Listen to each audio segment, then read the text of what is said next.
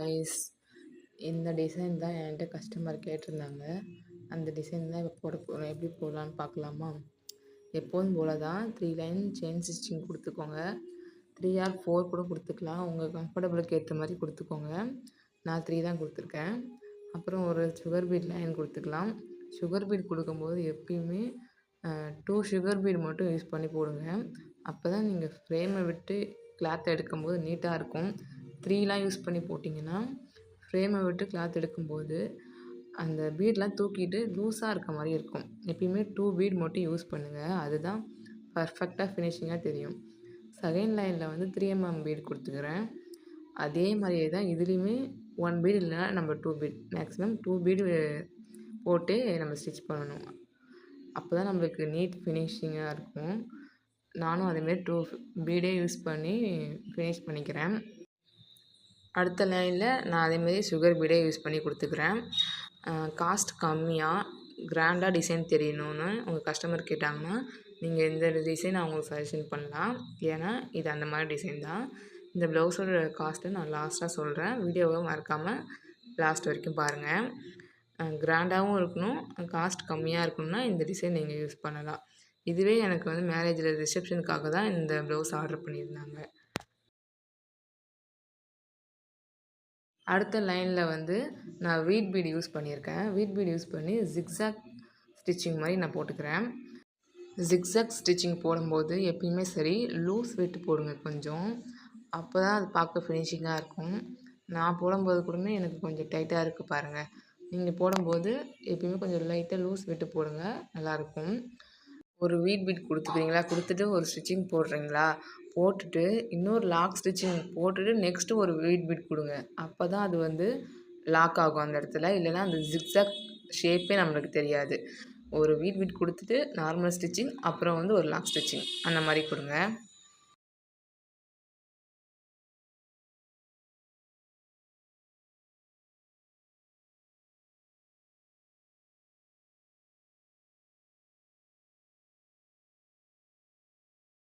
Next நான் fitting stone வந்து square ஷேப்பில் எடுத்திருக்கேன். கோல்டு கலர் யூஸ் பண்ணியிருக்கேன்.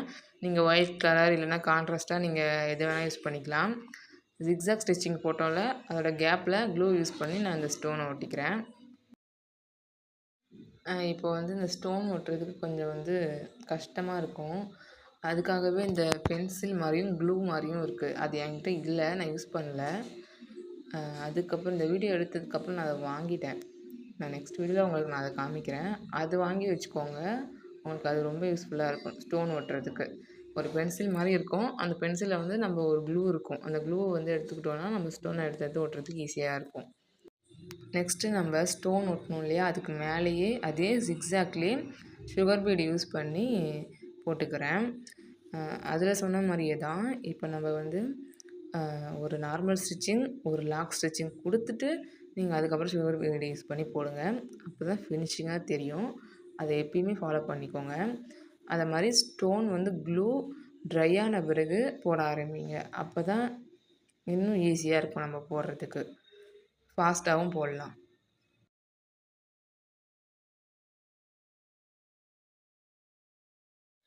அதை ஃபினிஷ் பண்ணதுக்கப்புறம் டாப்பில் சிங்கிள் 3mm பீடு யூஸ் பண்ணி நான் ஸ்டிச் பண்ணிக்கிறேன். ஒவ்வொரு பீடும் ஸ்டிச் பண்ணும்போதுமே சரி தான் எண்ணாட் யூஸ் பண்ணிவிடுங்க, கன்ஃபார்ம் யூஸ் பண்ணிவிடுங்க. அது நம்மளுக்கு சேஃப்டி தான். நார்மலாக ஸ்டிச் பண்ணாமல் ஒவ்வொரு பீடுக்குமே எண்ணாட் யூஸ் பண்ணிவிடுங்க.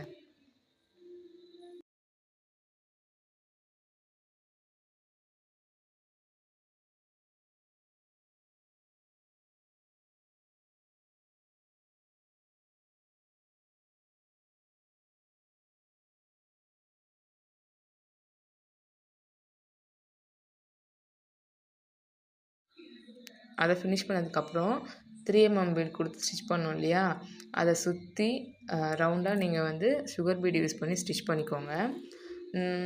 நம்ம ஜிக்ஸாக் போட்ட இடத்துல நடுவில் ஒரு கேப் இருக்கும். அதில் நான் 4mm யூஸ் பண்ணி அதை நான் ஃபினிஷ் பண்ணிக்கிறேன்.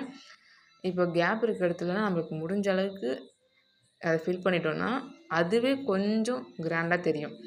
ஏன்னா கேப்பாக இருக்கப்போ தான் அது கிராண்டாக தெரியாது. நம்ம கேப் இருக்கிறதுல ஃபில் பண்ணிட்டோன்னா அது கொஞ்சம் நெருக்கமாக இருக்கிறதுனால கொஞ்சம் கிராண்டாகவும் டிசைன் தெரியும். ஸோ அதனால் நான் அந்த மாதிரி ஃபில் பண்ணிக்கிறேன்.